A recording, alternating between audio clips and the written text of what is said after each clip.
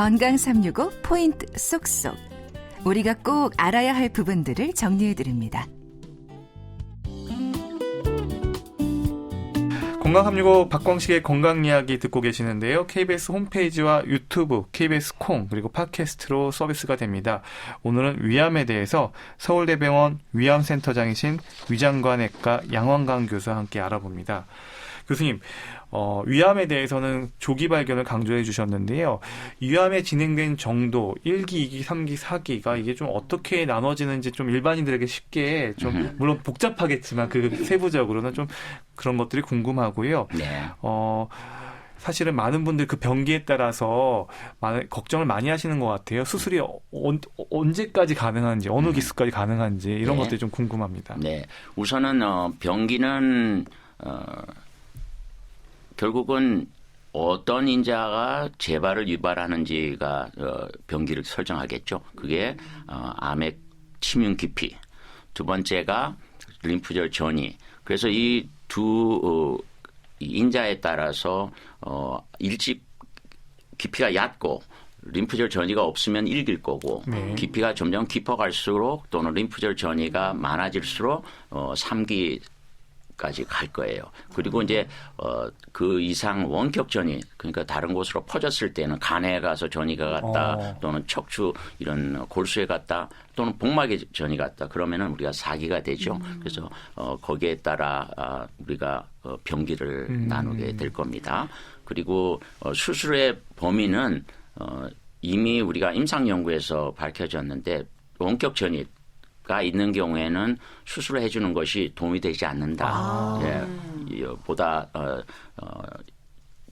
약물 치료와 같은 치료로 먼저 해야겠다 하는 것이 이미 밝혀졌죠. 네. 원격 정리가 됐으면 수술은 불가능한. 그러면 그 위암 3기까지는 수술이 가능하다 이렇게 봐도 될까요? 그렇죠. 그리고 이제 수술이 불가능한 것이 아니라 수술을 할 수가 있죠. 그러나 수술을 하는 것이 환자에게 도움이 되지 않는다는 겁니다. 특히 환자분의 이제 전절제를 해야 되는 상황. 위를 다 떼야 암이 되는 높아서 전절제를 심해서 위를 다 절제한 경우는 이제 식사 같은 것이 아무래도 이제 제한적이겠죠. 네. 그렇기 때문에 이미 4기인 줄 알면서 전절제하는 것은 심지어는 더 나쁜 거로 돼 있어요. 그래서 그런 것들을 고려해서 우리가 치료 방침을 선택하죠. 그러면 위암이 매우 진행됐을 때는 이제 좀 개념이 잡혔어요. 그러면 위암, 그러니까 한마디로 암이 좀 덜 침윤되고 림프절 전이가 없는 그 1기하고 2기, 3기가 또 있을 거 아니에요? 네. 그러면 내시경적 절제를 해야 되는 기수하고 수술로 떼내야 되는 기수하고 거기도 경계가 있을 것 같아요. 그렇죠. 그래서 지금 이제 특히 내시경 절제에 대해서 조금 우리가 언급을 해야겠는데요. 내시경 절제를 할 것이냐 수술을 할 것이냐 이 부분은 어떤 뭐 경쟁, 예를 들어서 내시경 절제하는 분이 아니야 우리가 해야 되겠어. 수술하는 분이 우리가 그게 아니죠. 병이 어느 정도 있고 어떤 방법이 안전하냐. 아까 내시경 절제라는 것은 굉장히 작은 그물이라고 그랬고 네. 수술이라는 건 넓은 그물이라고 그랬어요. 네. 넓은 그물을 그냥 무작정 쓰는 건 아니죠. 왜냐하면은 주변으로 퍼져갈 가능성이 높다 그러면 넓은 그물을 써야 되는 거예요. 그래서 위내시경의 적응증은 굉장히 점막에만 국한돼 있고 그래서 분화도가 좋은 경우 점막암인 경우 그러니까 점막 아래층에 내려가면 거긴 벌써 림프관들이 있기 때문에 주변으로 갈 수가 있어요. 20%가 전이가 있다고. 그럼 20%가 전이 있는데 5명 중에 1명은 전이가 있을 수 있는데 내시경으로 괜찮아요 하고 뗄 수가 있을까요? 아니죠. 그리고 그것을 따르지 않았을 때에는 심지어는 법적인 책임을 질 수도 있어요. 그러니까 그런 부분에 있어서 내시경 선생님과 외과 선생님이 잘 협조해서 병을 어느 정도일 거라는 것을 그 시술 전에 평가하는 게 중요하겠고요. 그리고 이제 또 하나는 분화도가 나쁜 우리 미만년 오늘 네. 얘기했죠. 분화도가 나쁜 경우에는 아주 점막에만 국한돼 있는 경우라도 주변의 림프절에 갈 수가 있어요. 그래서 그 경우는 훨씬 이제 퍼센트지는 낮습니다. 100명 중에 서너 명 정도 돼요. 100명 중에 서너 명이가 작지만은 그 개인한테는 옆에 간 거 모르고 작은 그물만 쓴 게 되죠. 아이고. 그래서 분화도가 나쁜 경우는 저희 솔작병원의 내시경 전문 선생님도 저희가 나이가 꽤 있으셔서 어떠세요 하고 의뢰를 하더라도 다시 수술해야 된다고 이렇게 회송하게 되는데 그래서 오늘의 주제가 하나였던 미만형에 있어서 특히 분화도가 나쁜 위암에서는 아주 일찍 발견하더라도 조금 더 외과적으로는 해야 되겠다. 그러나 분화도가 좋은 경우는 우리가 안심하고 내시경 절제를 하는데 점막 아래층에 침범했을 때는 추가 수술이 필요하다. 그렇게 아시면 되겠어요. 그러니까 위암 초기라고 해서 그냥 수술을 피하는 것도 정답이 아니고 그리고 또 수술을 무작정 또 크게 그물망을 쳐서 수술하는 것도 정답은 아니어서 본인의 그 위암 상황에 맞게끔 외과 선생님, 내과 선생님 그 어떤 협진으로 이렇게 잘 조율된 팀의 어떤 지도하에 이렇게 수술을 결정하는 게 좋겠네요. 네.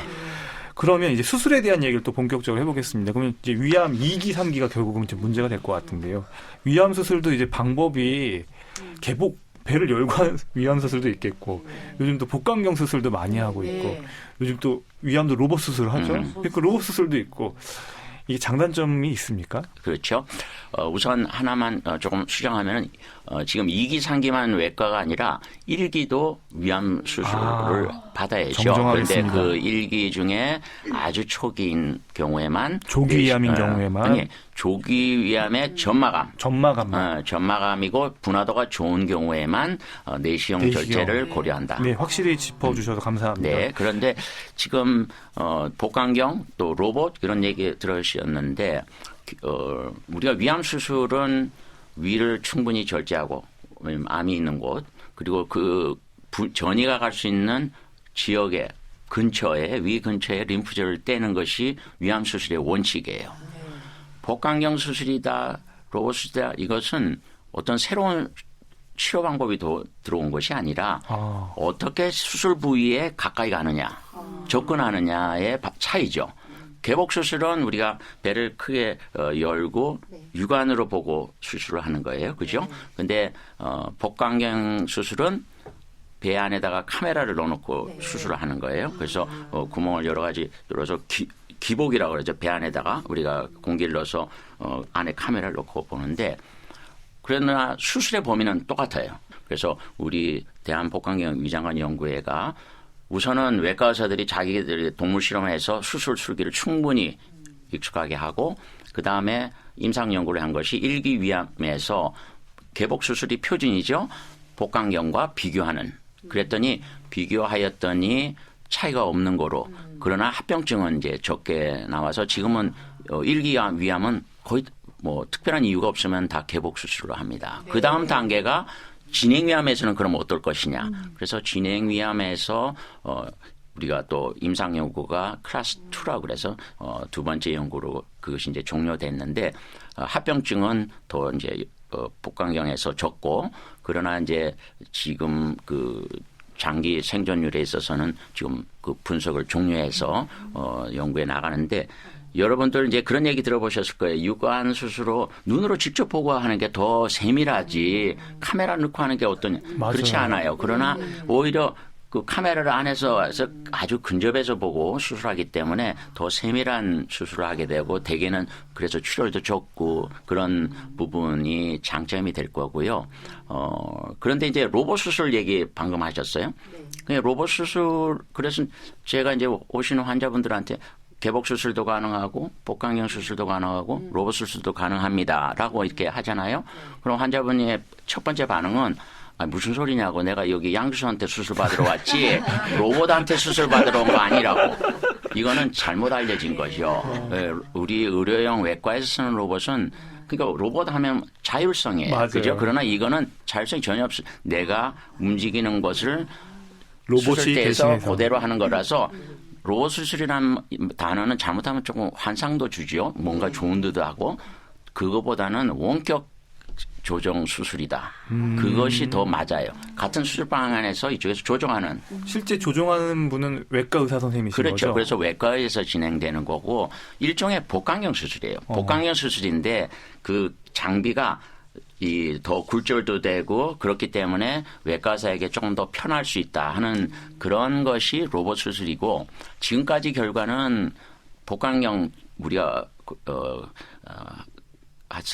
지금 하고 있는 복강경 수술과 로봇 수술은 차이는 없습니다. 네. 그럼 이제 위암의 이제 수술법도 좀 다양할 텐데요. 그러니까 위암을 아까 잠깐 언급은 해주셨죠. 위암 전체를 잘라낼 것인지, 부분을 잘라낼 것인지, 그게 또 위암의 위치하고 크기하고 또 전이의 여부에 따라 다 달라지겠지만 어떻게 조금 수술법들이 나눠지는지 궁금합니다. 네. 우선 이제 병의 진행 정도가 우리가 수술의 범위를 정하는 데 제일 클 겁니다. 아무래도 예를 들어 극단적으로 위암이 뚫고 나와서 옆에 다른 장기를 뚫고 갔어요. 대장, 췌장 필요에 따라서는 거기까지 더 합병절제라고 그러죠.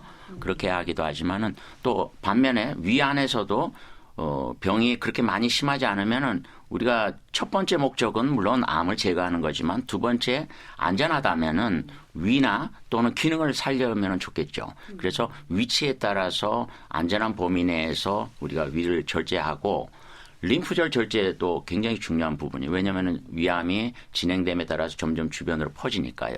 그래서 그 림프절 절제의 범위도 그런데 이제 림프절이라는 게 우리 몸에 점점 다 있기 때문에 우리가 2구역까지 하는 것은 표준인데 3구역이라는 건 이제 대동맥에 더 멀리 있는 것도 떼도 된다고 과거에 생각을 했었는데 그것도 임상 연구해 보니까 그렇게 먼 것은 의미가 없더라. 그렇게 현재는 돼 있죠. 근데 요즘 환자분들이 위 전체를 잘라낸다고 하면은 벌써 너무 이거 먹는 문제부터 해서 위를 잘라내고 그걸 어떻게 연결하지부터 해서 궁금한 게 상당히 많을 것 같은데 네. 위를 다 잘라내고도 살 수가 있습니까?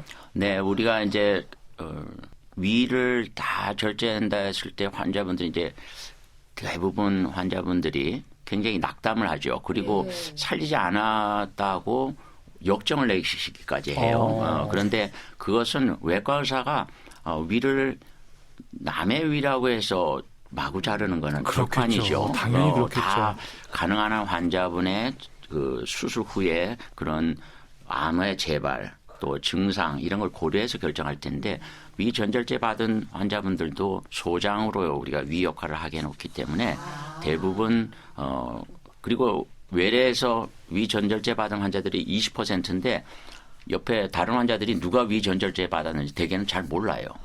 그 정도면은 어떤 정도인지 아시겠죠. 네. 단 이제 비타민 B10이라는 성분만 보완받는 게 필요해서 그렇지 대부분의 환자분들은 잘 적응하십니다. 위를 전체를 잘라내면 비타민 B12라는 영양소가 좀 부족해지나 봐요.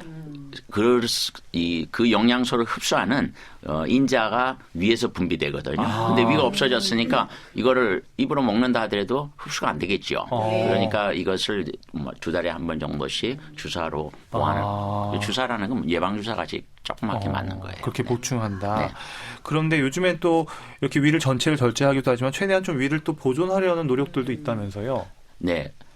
병이 일찍 발견되면은 예를 들면은 위에 중간에 있다면은 위아래를 살리고 그 위아래 특히 이제 아랫부분에 이제 유문이라는 게 있어요. 그 유문은 관략근을이어서 음식이 빨리 넘어가는 거를 조정해 주는 그런 거를 우리가 유문 보존 절제 수술이라고 네. 하는데 그런 부분들이 이제 많이 우리가 안정화된 수술이죠. 그런 걸 한다든지 또 위에 상부에 있을 때는 이제 위치가 상부에 있으니까 아래쪽을 살리면 되지 않겠느냐. 그러면 아래쪽 위를 살리면은 아래쪽 위에 있을 때는 암이 있을 때는 위쪽 위가 어떤 문제를 일으키지 않는데 이 위쪽에 있어서 위를 자르고 아래를 남겨놓으면은 이 식도의 역류를 막아주는 요 관략근이 없어져요. 그래서 일부 환자들이 고생을 하거든요. 그래서 그런 부분에 과거에는 전절제를 했었지만은 지금은 이제 소장을 거기 사이에다 이어주는 그런 시술 방법들이 지금 임상 연구 받고 있습니다. 그러니까 암의 위치가 위의 상부냐 하부냐에 따라서 최대한 위의 본래 기능들을 좀 보존해 주려는 노력들이 이루어지고 있다는 거 기억해 두시면 될 것 같고요. 하나 더 질문 드려볼게요. 요즘에 결국 수술에 대한 얘기는 좀 많이 이제 저희가 좀 정리가 됐는데 항암제 있잖아요. 위암 수술에 있어서 항암요법. 이런 것들을 사용을 해서 수술을 못하던 수술을 할 수가 없는 정도의 그 진행된 암인데 이런 항암제를 써서 좀 그 크기를 줄여가지고 다시 좀 수술을 가능하게끔 하는 이런 것들도 좀 희망적인지 이런 네. 요법 도입되는지 궁금합니다. 네, 위암은 이제 과거부터는 항암이 잘 안 됐네요. 그렇죠. 그런데 항암제들이 이제 발전하면서 일부 환자들은 들어요. 예. 그러니까 우리가 전신으로 퍼진 이제 사기암에서 그 안타깝죠. 그런 경우에 이제 항암 치료를 하게 되는데 항암 치료를 먼저 했을 때 그래서 환자분들한테 조금 격려가 된다면 될까? 예, 응원의 메시지로 가셔서 항암 치료를 하셔서 타임머신 좀 거꾸로 시간을 거꾸로 보내봅시다. 그게 줄어들면은 우리가 수술도 고려할 수도 있다. 그런 우리가 이제 경우도 있고요. 그리고 또 하나는 이제 우리가 2기, 3기 암에서는 재발률이 20% 50% 이상 되거든요. 그러니까 이런 경우에는 수술한 것만으로 완벽하게 다 제거가 안 됐다는 얘기죠. 주변에 가 있을 수가 있다는 그 현미경적으로는. 그런 거에 우리가 보조적 항암 치료라고 하는데 지금은 보조적 항암 치료로 그 재발률을 한 10여 프로 낮춰주고 있죠. 근데 이제 하나 지금 이제 요즘 그 우리가 유전 정밀 의료 뭐 이런 얘기 들어보셔서 맞아요. 많은 이제 자료가 저희도 우리 실험실에서 많은 위암 환자의 자료 조직으로 연구를 해보면은 어떤 항암제에 대해서 똑같은 항암제인데 위암 환자 중에 반응하는 환자가 있고 안 하는 환자가 있어요. 앞으로는 그런 것에 근거해서 보다 선택적으로 항암 치료를 하게 될 겁니다. 네. 예. 그러면 위암 수술 후 관리는 좀 어떻게 하면 좋을까요? 우선은 이제 우리가 전문가를 믿어야 된다는 얘기를 하고 싶어요. 수술을 집안에서 누가 암을 앓고 나면은 모든 주변의 사람들이 하는 암 얘기가 솔깃할 거고 책방에 가면은 암만 있으면 그 책 사보고 그렇죠. 그런데 그런 정보들이 일부 잘 이렇게 건강 365일 같이 정제된 정보가 있는 반면 그렇지 않은 것들이 있어요. 이럴 때 제일 중요한 파트너가 전문가입니다. 어떤 분이죠? 누굴까요? 자기를 수술해 주신 분이에요. 자기 수술해 주신 분이 병의 진행 정도 또 배 안의 상태, 위의 상태 이런 걸 제일 잘 알으셔요. 그래서 정기적인 검진 그것을 받으시라는 걸 꼭 권해드리고 그리고 또 바깥에서 뭔가 농축된 거 이런 것들 우리 위를 수술 받으면은 한두 살 어린애기라고 저는 그렇게 표현하거든요. 그러니까 한 5, 6개월이 걸린단 말이에요. 근데 농축된 것을 먹으면은 어떨까요? 어린애기한테 농축되면 토해내기도 하고 그러잖아요. 심지어는 간 독성이 나타나요. 그래서 피검사만 딱 거둬 아하 뭐 드시고 오셨죠? 그럼 자지러집니다. 환자분들이 어떻게 알았냐. 그 정도예요. 그래서 전문가를 꼭 믿고 따라가라 말씀을 드리고 싶고 5년이 지나면 우리가 재발의 가능성 위암은 희박하기 때문에 이제 저 같은 경우 졸업하십시오 이렇게 하는데 그러나 위암을 경험한 것만으로도 여러 다른 이제 위의 여러 그 후유라든지 그런 부분에 관리가 좀 필요할 겁니다. 그래서 위암 경험자 클리닉이라고 우리가 그 다음 부분은 이제 저희 같은 경우는 이제 가정의학과에서 그 관리를 하죠. 그래서 그리고 또 2차 암이라는 것도 있잖아요. 그런 것들 그래서 하여튼 전문가의 관리를 받는 게 중요하겠다. 네. 그러니까 암 경험자 관리부터 또 2차 암에 대한 대비까지 이후에 계속 잘 관리를 하는 게 중요하다는 얘기셨습니다. 박광식의 건강 이야기 오늘은 위암에 대해서 알아보고 있습니다.